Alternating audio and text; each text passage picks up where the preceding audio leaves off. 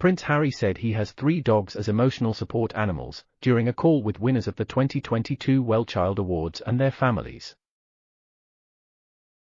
The Duke of Sussex shared insights into his family life, including Archie being very busy, and Lilibet learning to use her voice. He also apologized for missing the UK ceremony and not being able to meet the award winners in person.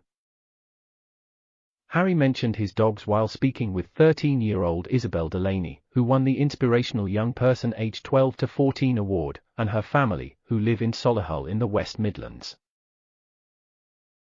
Isabel, who has a range of serious health conditions including autism, ADHD, hypermobility and Erland syndrome, was joined on screen by her Labradoodle Hope, who is training to be the teenager's assistant's dog.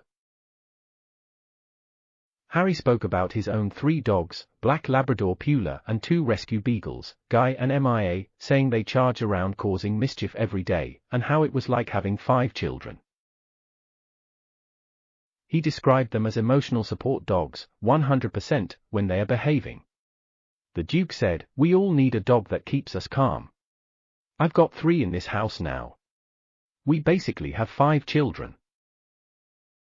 I've got a black Labrador called Pula, a rescue beagle called Guy and we got another rescue beagle called MIA and, between the 3 of them, they charge around chasing the squirrels and causing all sorts of problems to us every single day. But they are also emotional support dogs, 100%, when they are behaving."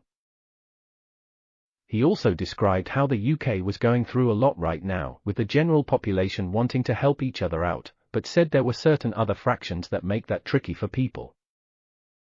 4-year-old Henry Waynes from Bridlington, East Riding, who won the Inspirational Child aged 4 to 7 category, asked the Duke, "How are Archie and Lilibet doing?"